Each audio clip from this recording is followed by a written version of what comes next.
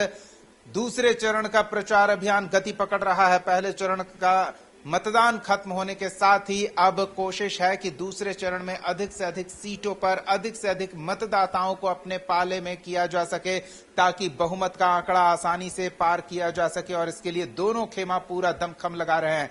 बात पहले बीजेपी खेमे की करें तो केंद्रीय गृह मंत्री अमित शाह ने आज चुनावी सभा को संबोधित किया और राज्य सरकार पर जोरदार हमला बोला। बांग्लादेशी घुसपैठ का मुद्दा व्यापक स्तर पर बीजेपी के नेता लगातार उठा रहे हैं। चाहे अमित शाह की बात कर लें या फिर उत्तर प्रदेश के मुख्यमंत्री योगी आदित्यनाथ की बात कर लें, बीजेपी नेता दावा कर रहे हैं कि इस बार जेएमएम, कांग्रेस और आरजेडी का सूपड़ा साफ होना तय है। इसके अलावा अर्जुन मुंडा ने भी चुनावी सभा की और कहा कि राज्य में भ्रष्टाचार चरम पर है, कमीशन खोरी से जनता त्राहिमाम कर रही है। चुनावी सभाओं में क्या कुछ बीजेपी नेताओं ने कहा, एक बार वो भी सुनते हैं। चरण का चुनाव हो चुका है। झारखंड वालों, गिरिडीह वालों, परिणाम जानना है क्या? अरे जोर से बोलो, जानना है क्या? तो मैं पेपर लीक कर देता हूं। पहले चरण में जेएमएम कांग्रेस का सुपड़ा साफ हो गया।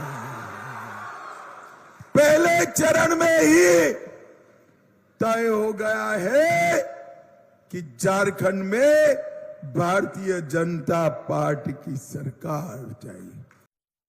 घुसपैठियों के लिए हेमंत सोरेन हमारे आदिवासियों का अपमान करते हैं, हमारे पिछड़ा वर्ग का अपमान करते हैं और उन्होंने तय किया है, उनकी सरकार आई, कांग्रेस ने तय किया है इनकी सरकार आई तो मुसलमानों को आरक्षण देंगे। आरक्षण, अगर मुसलमानों को आरक्षण देना है तो किसका काट कर देंगे? ओबीसी का काटना पड़ेगा, पिछड़ा वर्ग का, दलित का, आदिवासी का। हेमंत बाबू, आपकी जो मंशा हो, भाजपा का एक भी विधायक है पिछड़ा वर्ग के आरक्षण को हम नहीं जाने देंगे, नहीं जाने देंगे। अभी कांग्रेस के कोई एक प्रभारी आए जो कह रहे थे सरकार आएगी तो सिलेंडर के गहरे, जब तुम्हारी सरकार थी तब क्या कर रहे थे? तब क्यों नहीं दिया? तब क्यों नहीं दिया? और वो कहता है, क्या कह रहा है? यानी हिंदू को भी देंगे, मुसलमान को भी देंगे और घुसपैठियों को भी देंगे। अब यहाँ के जनजातीय बंधुओं का अधिकार घुसपैठियों को क्यों देंगे? भाजपा इस बात को कह सकती है कि योजना का लाभ जनजाति को मिलेगा, झारखंड वासियों को मिलेगा, घुसपैठी को नहीं मिलेगा। घुसपैठियों का सरकारीकरण करते हुए, सरकारी योजनाओं का लाभ देने की योजना बताते हुए गुलाम अहमद मीर ने साफ कह दिया है, साफ संकेत दे दिया है, कांग्रेस ना मूलवासियों के साथ है, ना आदिवासियों के साथ है, ना झारखंडियों के साथ है। कांग्रेस जेएमएम आरजेडी घुसपैठियों के साथ तो पूरी तरह से खड़ी है। में बहुत उत्साहित माहौल था कि लोग चाहते थे कि राज्य में अच्छी गवर्नेंस आए और अच्छे गवर्नेंस के लिए लोगों ने मतदान किया है कि आम जनों को न्याय के साथ ऐसा जन सुविधाएं उपलब्ध हो जिससे पक्षपाती नहीं हो, उनके अधिकारों, उनके हिस्से और उनके लिए जो स्वीकृत योजना उसका पूरा लाभ उन्हें ही मिले, उस पर किसी तरह का कमीशन खोरी, कटौती ना हो। तो बीजेपी खेमा जोर शोर से दूसरे चरण के प्रचार अभियान में जुटा हुआ है और मौजूदा सरकार पर हमला करने में कोई कोर कसर नहीं छोड़ा जा रहा है। तो दूसरी ओर खुद हेमंत सोरेन, मुख्यमंत्री हेमंत सोरेन दूसरे चरण के प्रचार अभियान की कमान अपने हाथ में संभाले हुए हैं और धुआंधार प्रचार अभियान चल रहा है। और मुख्यमंत्री हेमंत सोरेन के साथ साथ गांडेय विधायक, उनकी पत्नी कल्पना सोरेन, जो राज्य के राजनीतिक फलक पर तेजी से उभरी हैं और काफी लोकप्रियता बटोर रही हैं, वो भी प्रचार अभियान में बढ़ चढ़कर भागीदारी सुनिश्चित कर रही हैं और उनकी सभाओं में भी भारी भीड़ उमड़ रही है। और इतना ही नहीं, सभाओं में भीड़ जुटाने के साथ साथ कल्पना सोरेन मंच पर से मुखर होकर विरोधियों पर हमला करने का कोई मौका नहीं छोड़ रही हैं। कहें तो पब्लिक के बीच ये परसेप्शन बन रहा है कि हेमंत सोरेन से ज्यादा आक्रामक नेता अगर जेएमएम में हैं तो वो इस चुनाव के अभियान में कल्पना सोरेन है। किस तरह से विरोधी खेमे पर हमला बोला जा रहा है हेमंत सोरेन, कल्पना सोरेन और पूरे जेएमएम के आरजेडी खेमे की ओर से, उसकी एक झलक देखिए। साल में सखी मंडलों के बीच में मात्र 600 करोड़ रुपया का ऋण वितरण किया था। हम लोगों ने 4 साल के अंदर मात्र 11,000 करोड़ रुपया महिलाओं के बीच में बांटने का काम किया है। अभी तो 1,000 रुपये जा रहा है। महिला लोग बताइए, जा रहा है कि नहीं जा रहा है? लाई पे सरोकरा से पैसा आप या खतर है। चलिए बढ़िया। चौथा किस्त भी शायद कल परसों आ गया होगा। आया? चलिए आ जाएगा। 1-2 लोग बच गया है तो बच गया है, वो भी आ जाए।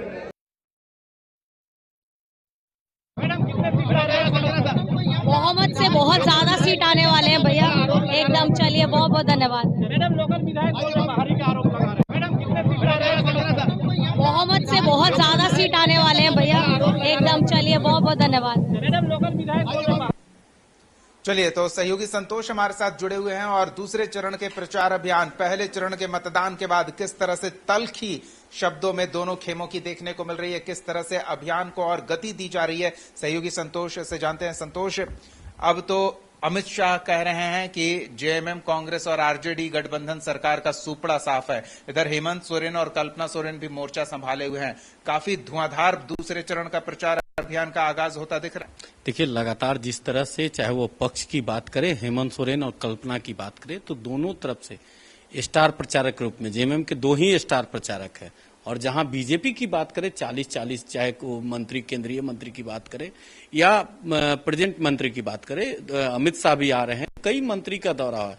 लेकिन आप देख सकते हैं कि कैसे अमित शाह बांग्लादेशी घुसपैठ, भ्रष्टाचार के मुद्दे, वहीं जब हेमंत सोरेन की बात करें या कल्पना सोरेन की बात करें, उन्होंने कहा कि 1,36,000 करोड़ केंद्र सरकार पर बकाया है, जो आदिवासियों का जो हिसाब है वो चुकता नहीं कर पा रहे हैं। तो आप लगातार सरना धर्म के कोड की बात करते हैं, जिस तरह से लगातार केंद्र सरकार को बांग्लादेशी मुद्दे पर राज्य सरकार, खास करके हेमंत सोरेन, कल्पना सोरेन जिस तरह से भीड़ उमड़ रही है स्टार प्रचारक के रूप में, जिस तरह से जेएमएम पार्टी और इंडिया गठबंधन के सिंगल स्टार प्रचारक 2 ही मोर्चा, एक कल्पना सोरेन और एक हेमंत सोरेन।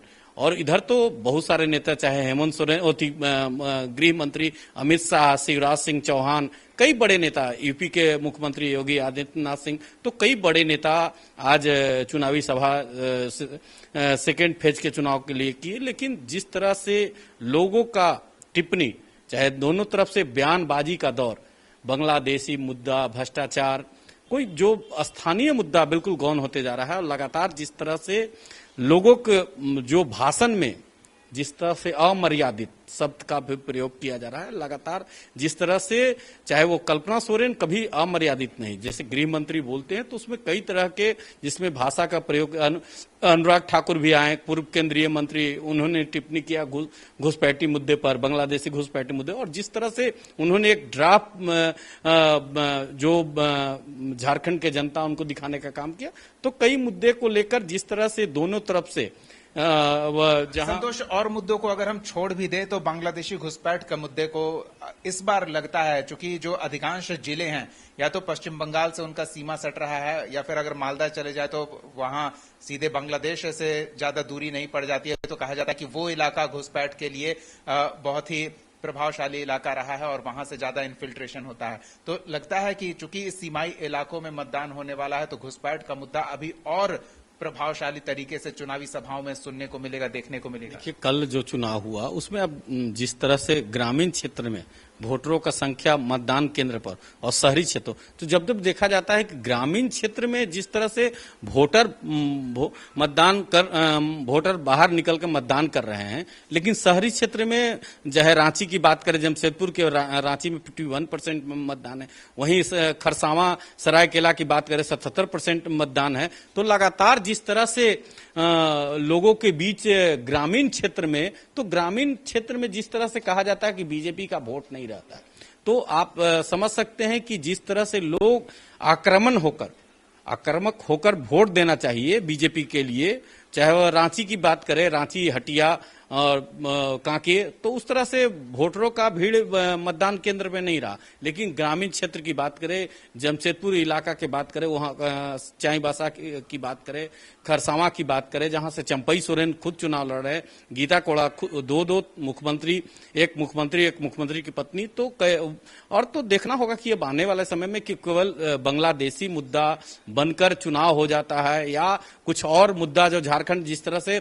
लगातार हेमंत सोरेन और कल्पना सोरेन बीजेपी को घेरने का, क्योंकि केवल इन लोग बांग्लादेशी मुद्दा की बात करते हैं, लेकिन बांग्लादेशी जो सीमाएं हैं वो गृह मंत्री के एक तरह से निशाना साधते हैं कि अमित शाह के पास है, तो कहीं ना कहीं अमित शाह इसमें विफल है। तो अब आने वाले जो सेकेंड फेज का चुनाव 20 नवंबर को, देखिए जनता किसकी ओर वोट करती है और 23 नवंबर परिणाम आने के बाद ही पता चलेगा कि जनता का मूड, जो 23 तारीख को परिणाम आएगा, किसके सर पर ताज बैठती है। चलिए, इस बीच एक और चीज, दूसरे चरण का मतदान खत्म हुआ है, अब तमाम आंकड़े स्पष्ट हो चुके हैं, कहां कोई गड़बड़ी हुई है तो उसकी भी स्थिति स्पष्ट हो चुकी है।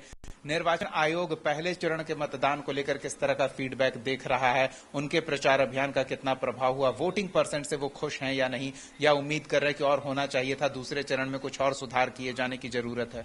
देखिए, जब हमने आज कशिश न्यूज खास बातचीत निर्वाचन आयोग से किया, तो उनका साफ कहना है कि जो 2019 में जो ट्रेंड था उससे 3% वोट वृद्धि हुई है, लेकिन और हमें मेहनत करने की जो है। ग्रामीण क्षेत्र में वोट परसेंटेज बढ़ा है, लेकिन शहरी क्षेत्र में बिल्कुल नगण्य 1% बढ़ा है। लेकिन जो स्थिति बात करें सुरक्षा को, तो हेलीकॉप्टर के माध्यम से, ट्रेन के माध्यम से, बस के माध्यम से भेजा गया था, तो सभी को सुरक्षित बुला दिया। किसी 43 विधानसभा में, किसी विधानसभा में रीपोल का संभावना, क्योंकि डायरी भी मिलान हो गया, ईवीएम सील हो गया, तो किसी प्रकार का रीपोल का संभावना। लेकिन जो उनका अपील था कशिश न्यूज के माध्यम से कि लोग जो सेकंड चरण का वोट है 20 नवंबर, उसमें बढ़ चढ़ कर लोग हिस्सा ले और मतदान जरूर करें। तो क्या लगता है, राजनीतिक दलों के हिसाब से पहला चरण उनके लिए कितना कामयाब रहा और दूसरे चरण में और कितने मेहनत की आवश्यकता है सरकार बनाने के लिए, निश्चिंत होकर गठबंधन अपने बलबूते पर? देखिए, दोनों का अभी जनता का मूड क्या है। अब पहला चरण में किसको बहुमत दिए हैं, चाहे वो इंडिया गठबंधन की बात करें या बीजेपी की बात करें, अब किसको बहुमत दिए हैं, चाहे वो इंडिया गठबंधन को सरकार बनाने का स्थिति में, अब थोड़ा इंतजार करना होगा, क्योंकि अभी जनता का मूड, भावना, क्योंकि दोनों चरण आकलन, क्योंकि जिस तरह से वोट ग्रामीण क्षेत्र में, तो ग्रामीण क्षेत्र में कहा जाता है कि इंडिया गठबंधन या जेएमएम और कांग्रेस का वोट है। शहरी क्षेत्र में बिल्कुल वोट परसेंटेज कम रहा, तो बीजेपी को कहीं ना कहीं नुकसान दिख रहा है। अब लेकिन स्पष्ट अभी नहीं हो सकता, क्योंकि 23 तारीख को जब रिजल्ट आएगा तो किसके सर पर ताज बैठे, थोड़ा इंतजार करना होगा। धन्यवाद संतोष, इन तमाम बातचीत और जानकारी के लिए। हालांकि दोनों ही खेमा ये दावा कर रहा है कि पहले चरण के 43 सीटों पर जो मतदान हुआ है,